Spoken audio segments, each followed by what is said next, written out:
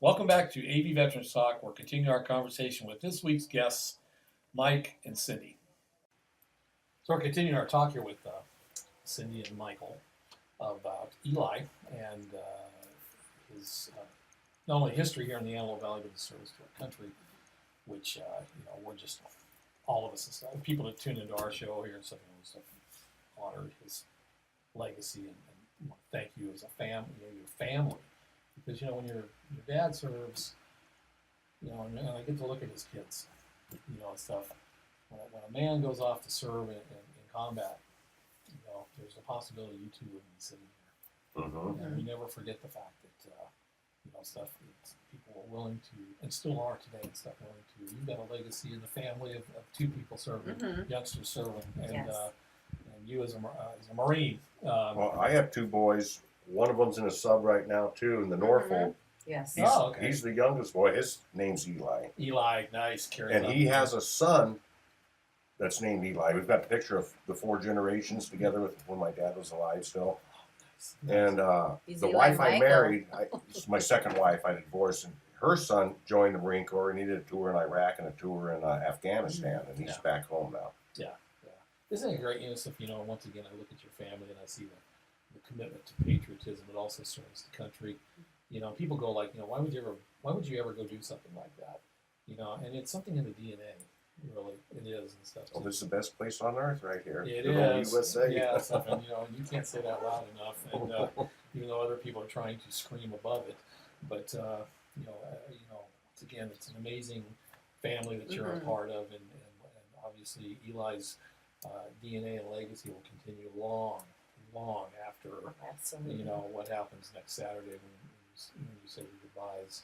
Yeah. Whatever you do and stuff. Yeah, so, a lot of grandkids and great grandkids. Yeah. Yes. I'm sure that a lot of smiles were shared over those years. And, yes. And that's the blessing that you guys get to carry on. So anyway, Eli, you said you were the whole World War II thing. And 1942, you said he joined. That was, pretty close to after Pearl Harbor, obviously.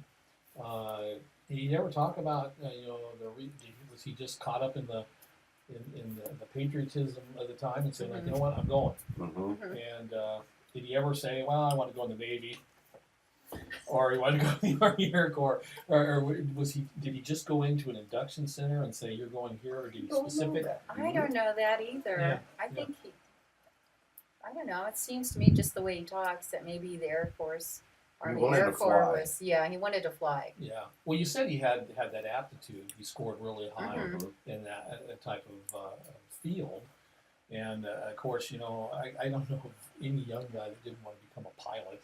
Sure. In World War II and stuff. That was, the glamour. It was, the Clark Gable, the white scarf, and things like that. And, Kelish, Red Baron type of thing. So in the Antelope Valley was kind of unique because we did, from our community, we had lots of Navy guys in there. So we had a lot of Army Air Corps guys come out here. He graduated, you said, in 42? 42? Yeah, so he went in pretty much after he got out of high school. So he probably went in if he got out of high school in June or May, so he probably signed up pretty close to that. Summer, yes. That summer is probably when he went.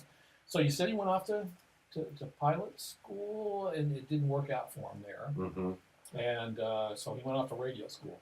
Yeah, they said he tested high, so they wouldn't put him down. You'll do better as a radio man. I guess that was difficult to get in at the time too. Yeah, it was, and he probably went to school up in Sioux City. I remember all the radio schools in World War II. I'm a geek. I know all this stuff that people. Well, he went to college somewhere for that, didn't he?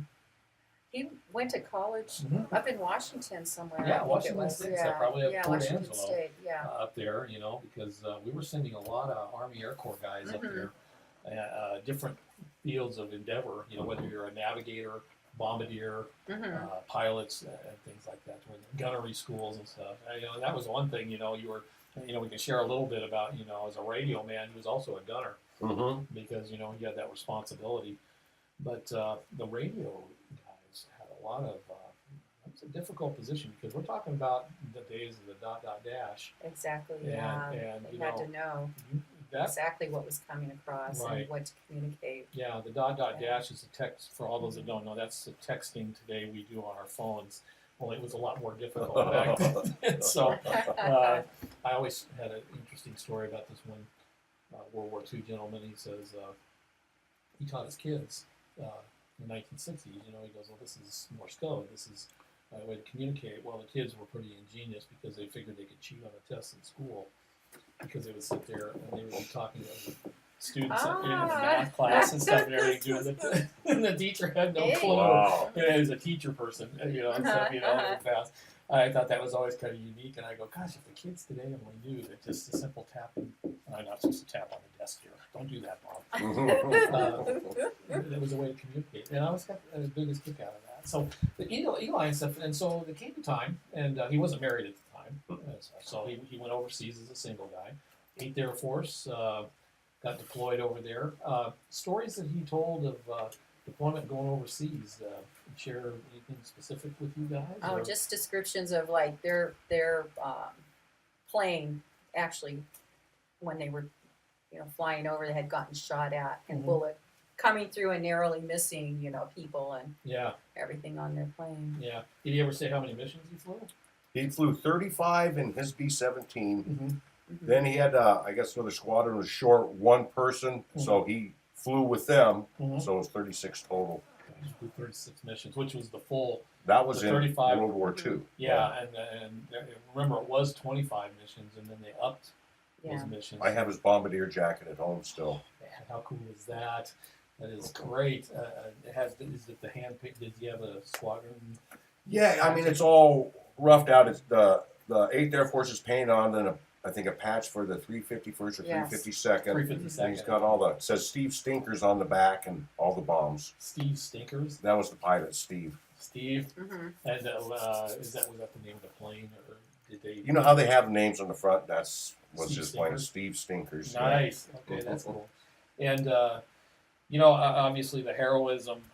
We have pictures here that they were kind enough to bring in, and of course this is Eli in Korea, because after World War II he became radio man on B-29s. Actually, he spent some time in Tinian.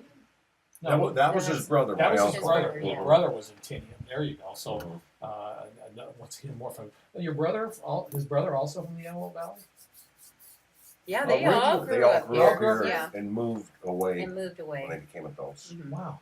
Gosh, I got another question now. Just one after another and stuff. There's no way this show's going to be able to go long enough. It's all good. So we'll take another break here. So when we come back, man, now I've got a million questions to ask you and stuff. So it's all good. So we'll be right back here at AV Veterans Talk. I'm Bob Alvis, and thanks for joining us for this week's segment of AV Veterans Talk.